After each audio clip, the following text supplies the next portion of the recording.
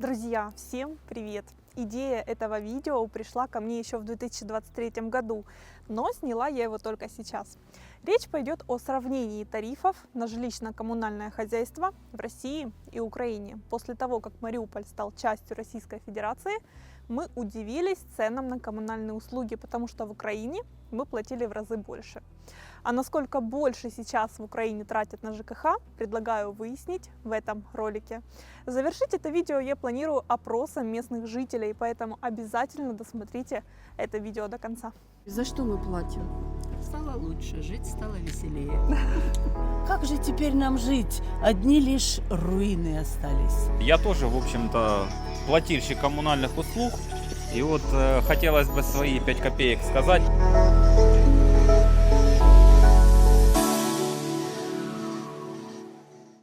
Начнем с электроэнергии. Я смотрю на одноставочные тарифы. Понятно, что существуют дневные зоны с электроэнергией дороже и ночные зоны с электроэнергией дешевле.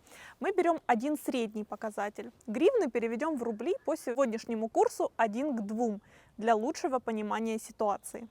В Украине стоимость электроэнергии 4 гривны 32 копейки киловатт в час, независимо от объема потребления. Это 8 рублей 64 копейки. В ДНР этот показатель варьируется в зависимости от объема потребления до 70 киловатт в час, рубль 28, от 71 до 800 киловатт в час, это 2,96 рубля, и от 801 киловатта в час и выше это 4,49. А теперь посмотрите разницу. В Украине стоимость электроэнергии от 2 до 7 раз выше. Кстати, в Украине на данный момент действует мораторий на повышение цен на газоснабжение и отопление. И еще с 24 февраля 2022 года цены на эти услуги не менялись. Давайте разберем тарифы на газоснабжение. В Украине газ для населения в среднем 8 гривен за кубометр. Это 16 рублей. В ДНР газ в среднем 4,30 рублей. А это в 4 раза меньше, чем в Украине. Услуги теплоснабжения, отопления. В разных городах Украины тариф разный. В среднем это 1800 гривен за 1 гигакалорию тепла. Это 3600 рублей. Стоимость отопления в ДНР 1500 рублей за 1 гигакалорию. В 2,5 раза дешевле, чем в Украине. Водоснабжение. В каждом городе Украины свои коммунальные предприятия, которые предоставляют услуги водоснабжения и водоотвода. В каждом городе тарифы разные. Возьмем несколько городов для сравнения. Город Харьков. Тариф на централизованное водоснабжение и водоотвод 24 гривны 52 копейки. Это 49 рублей. Одесса 35 гривен 16 копеек. Это 70 рублей. Киев 30 гривен 38 копеек. Это 61 рубль. В ДНР это 47 рублей 46 копеек. В целом разницы в тарифах водоснабжения практически нет. Но в Мариуполе на данный момент есть большая проблема. У нас сейчас почасовой график подачи воды, к сожалению. Если при Украине вода подавалась по каналам из Северского Донца, проложенному от Славянска, то сейчас та территория еще за Украиной. Поэтому в 2022 году, после окончания боевых действий, Мариуполь перевели на второстепенное для города Старокрымское водохранилище. С начала марта 2025 года нас перевели на почасовой график подачи воды. Совсем недавно, потому что водохранилище обмелело. Какое решение проблемы нам предлагают? Строительство 17-километрового водовода и замена насосного оборудования. Но завершить строительство планируют только в 2027 году. Нам предстоит жизнь 2 года с водой по графику или же придумают временное решение? Это вопрос. Далее у нас услуги по вывозу твердых отходов. В Украине цены варьируются в зависимости от компании и города, но в среднем это 35 гривен для жителей многоквартирных домов и 60 гривен для жителей частного сектора. В ДНР для жителей многоквартирных домов на одного человека в месяц 36-30 рублей. Для жителей частных домов на одного человека в месяц 42 рубля 33 копейки. Далее у нас идут услуги по содержанию многоквартирных жилых домов, сооружений и придомовых территорий. Да, возможно, меня слишком рано начало это волновать, мне еще не 80, но тем не менее. На данный момент в Мариуполе оплату планируют принимать ЖЭК. ЖЭК в нашем и других домах, дворах никаких работ не выполняет. Подъезды и дворы не убраны, чистые только там, где сами собственники организовываются и своими силами убирают. В огромном большинстве домов в Мариуполе не работают лифты. Мой дедушка недавно умер, с 2022 года так и не смог спуститься с 7-го этажа, посидеть на лавочке у подъезда. К сожалению, не дождался работающего лифта. А сколько еще таких пенсионеров? Это вам немного реалий Мариуполя. Но 3 декабря 2024 года администрацией Мариуполя утвержден перечень мероприятий капитального ремонта общего имущества в многоквартирных домах на 2024-2026 годы. В этом списке 83 дома на ремонт или замену лифтового оборудования. Это, конечно, меньшая часть домов Мариуполя, но уже неплохо, так как это очень дорогостоящее занятие. Посмотрите на суммы в этой таблице. В последние годы до боевых действий при Украине многие дома вышли из-под опеки ЖЭКа и организовывались в ОСМД. Это объединение собственников многоквартирного дома. Собрание жильцов решает, кто будет обслуживать дом, каковы будут взносы на его содержание, как тратить средства. У нас был председатель, которому выплачивалась зарплата, и мы знали, куда идут наши денежные средства, и сами могли ими распоряжаться. Закон сохранения энергии. Деньги сохранятся лучше, если пройдут через меньшее количество людей. А ОСМД – это именно этот вариант. Это чем-то похоже на управляющие компании на территории Большой России. Но ОСМД – это не коммерческая организация, а управляющая компания – это все-таки коммерческая. Возьмем обычную панельную 9-этажку с лифтом и квартиру в 50 метров квадратных. В Украине за такую квартиру придется заплатить около 200 гривен. Это 400 рублей. В ДНР это будет 1050 рублей. Казалось бы, вроде все озвучила, но нет. Есть еще кое-какие услуги и налоги, за которые людям приходится платить и в Украине, и в России. В Украине есть дополнительная услуга, которую люди обязаны оплатить. Это услуга доставки газа. Да, вот так из воздуха делают деньги. Приведу в пример своих родителей. Они сами платили за монтаж, подвод и установку газовой трубы к дому, как и многие люди. Но с 2017 года появилась новая обязательная услуга – оплата за транспортировку газа по трубам. И им пришлось платить за доставку газа по своим же трубам к своему дому. Давайте посмотрим тарифы на эту услугу в 3 городах Украины. Стоимость доставки газа в городе Харьков – 52 копейки. В городе Одесса – гривна 31 копейка. В Киеве – 39 копеек за 1 кубический метр. Для квартир с газовыми печками выходило не так много, 5-10 гривен, это 10-20 рублей в месяц. Но для частных домов было дорого, так как у большинства отопление было газовое, стояли газовые котлы, потому что отопление электрическими котлами стоило еще дороже. В общем, при отоплении частного дома и потреблении 300 кубов в месяц приходилось оплачивать, кроме газа, стоимость транспортировки газа около 300 гривен. Это 600 рублей. Для квартир с газовыми печками выходило не так много, 5-10 гривен, это 10-20 рублей в месяц. Но для частных домов было дорого, так как у большинства отопление было газовое, стояли газовые котлы, потому что отопление электрическими котлами стоило еще дороже. В общем, при отоплении частного дома и потреблении 300 кубов в месяц приходилось оплачивать, кроме газа, стоимость транспортировки газа около 300 гривен, это 600 рублей. В России такого тарифа нет, но есть налог на недвижимость. Казалось бы, квартира вашей собственности, но при этом, кроме комуслуг, вам нужно оплачивать еще и налог на недвижимость.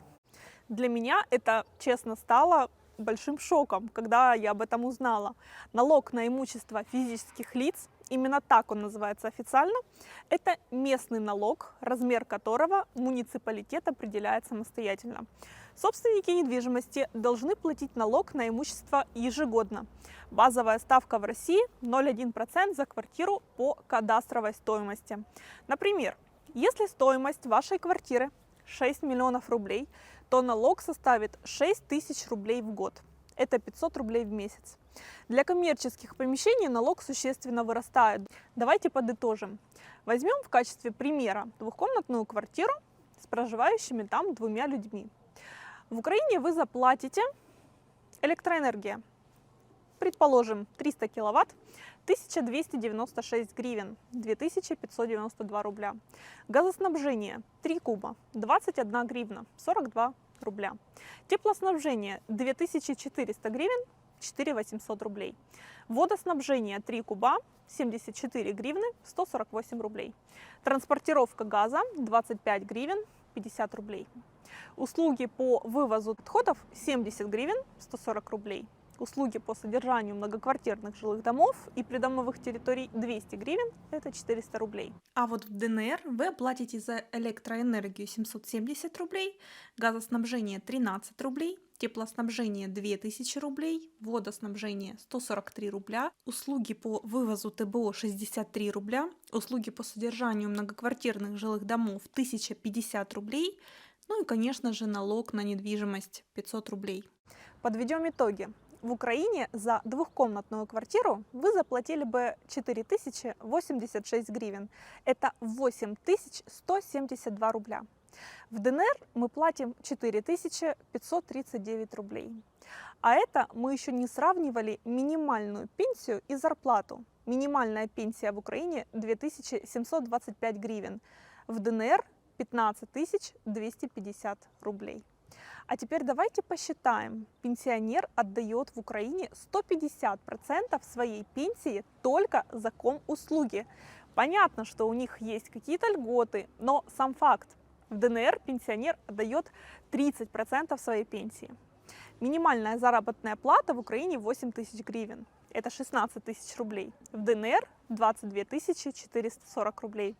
Думаю, что дальше не составит труда высчитать процентное соотношение оплаты коммунальных услуг и минимальной зарплаты. Вы знаете, мне самой было интересно все это просчитать. Точно в цифрах узнать, насколько коммунальные услуги в России дешевле, чем в Украине. Оказалось, что в среднем в 2 раза. Сейчас я хочу поблагодарить работников всех коммунальных служб Мариуполя, несмотря на регулярные задержки заработных плат, за не совсем достойную заработную плату, за тяжелую работу и в снег, и в дождь, и в мороз. Нам необходимо помнить, что среди нас есть герои и в этой сфере. А я ищу героев своих будущих выпусков. Если вы простой житель Мариуполя, переживший боевые действия, вы работаете на благо нашего города, водителем, строителем, или же работникам коммунальных служб, неважно, вы оставались городом в самые трудные времена. Всем будет интересно послушать вашу историю, историю о простом человеке, который любит свой город. Хочу, чтобы наша страна познакомилась с такими людьми, простыми, надежными и настоящими. Если вы знаете таких людей, свяжитесь, пожалуйста, со мной. Контакты будут в описании к этому ролику. Не забудьте поставить лайк за мои старания и подписаться на канал. Здравствуйте. Проводим опрос на тему тарифов ЖКХ. Подскажите, почувствовали ли вы разницу в оплате коммунальных услуг при Украине и сейчас? Конечно. Сейчас приятнее? Меньше, конечно. Сейчас меньше платите? Почувствовали. Значительно дешевле. Пенсии хватает. А есть ли какие-то, может быть, нюансы, замечания или пожелания в улучшении коммунальных услуг? Да мы еще толком не разобрались, какие потребовать улучшения. Пока все устраивает. Вы из Мариуполя, да? Пусть время пройдет. Чуть-чуть. Ну, в общем, жить в плане вот оплаты тарифов стало проще. Жить стало лучше, жить стало веселее. Нет, сейчас нормально, Сейчас лучше? конечно. Подскажите, может быть, есть какие-то, вот что-то хотели бы улучшить в сфере ЖКХ? Дворники были, Мгм. не убирают в дворниках. Но у нас дом еще не принят. Я Мгм. не знаю, может быть и нету это самое. Ну Мгм. а так, ремонт и сделали, на снаряд попал. Нормально. Не знаю даже, что мне сказать. Потому что раньше я жила в трехкомнатной квартире, сейчас я в двухкомнатной живу. Как я могу вам сопоставить?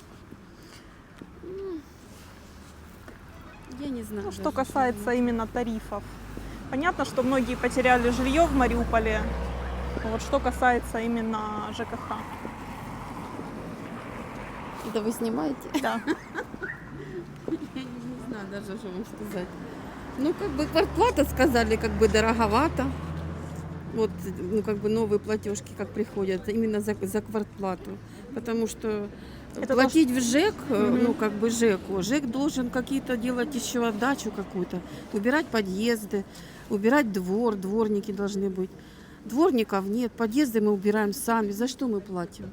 Согласна с вами Согласна? полностью. Собак Да. полный двор. С собаками вообще проблема. Я боюсь даже мусор вынести. Мгм. Вот у нас, вот я живу в доме, вот рядом, 5 собак живут постоянно, вот таких громадных дворняшек. Мгм. Кто этим вопросом должен заниматься? Вот я хочу, чтобы вы это показали. Нет, разницу нет, просто раньше было проще оплачивать. Я не имею в виду ну, последнее время, а еще то время. Мгм. Каждый снимал, заполнял квитанции и все. Сейчас позвони, скажи. Но 88 не каждая женщина может позвонить. Или мужчина. Мы просто сейчас просчитали, что сейчас мы платим на 50% меньше за квартиры. Да. То есть вы не почувствовали этой разницы? Ну, вы знаете, уже привыкли к этим деньгам. Если бы это было в гривнах переведено, то еще, может быть, ну, как бы обратили внимание. А сейчас Конечно. Я говорила. Во-первых, ЖКХ еще не работает как надо. Не убирают, ничего не подметают. Там такая разруха, а эти самые квитанции уже ходят. За что платить, непонятно. Поэтому вот я и вам и говорю, что разница большая. У меня одно есть желание, чтобы вот этих собак, о которых я писала, куда-нибудь приютили.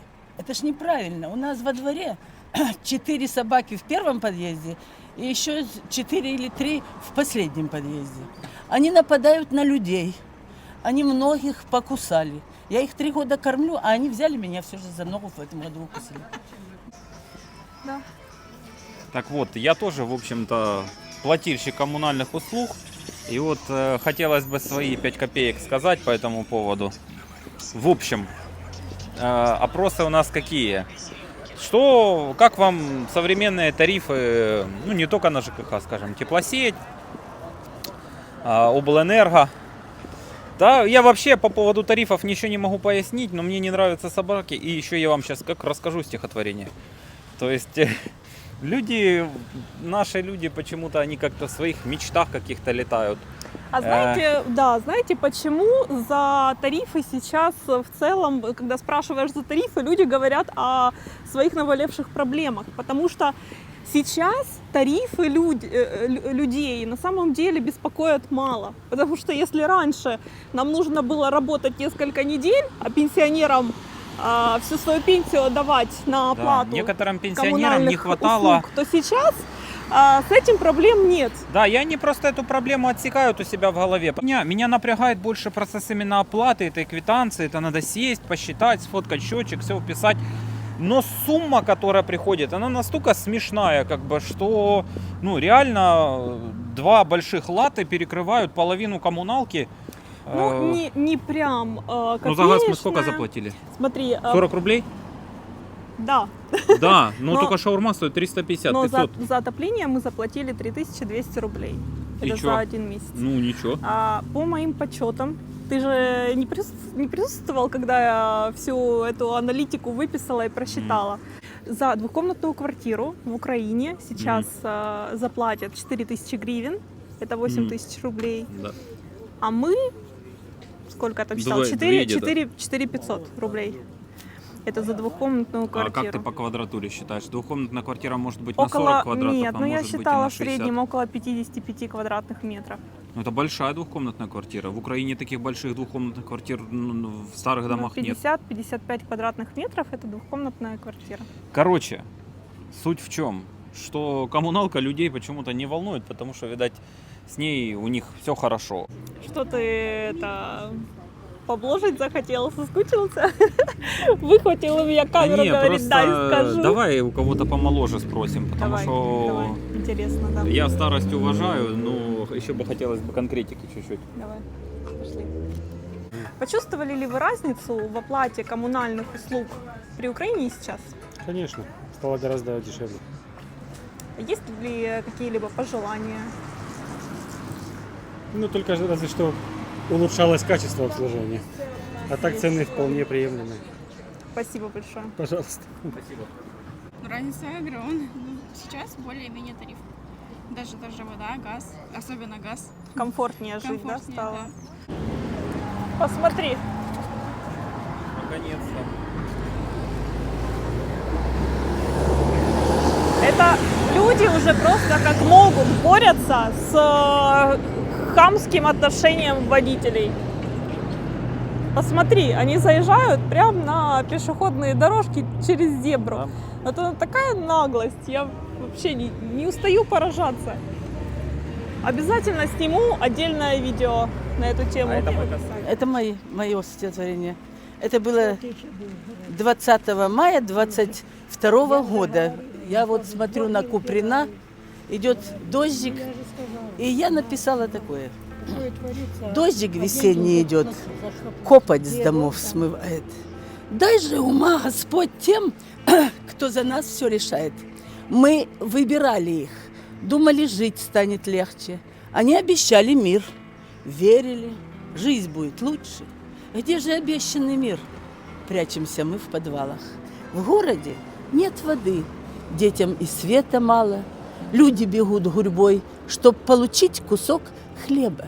Слезы бегут рекой, бомбы летят прямо с неба. Свалки у нас во дворах, стадами бегут собаки.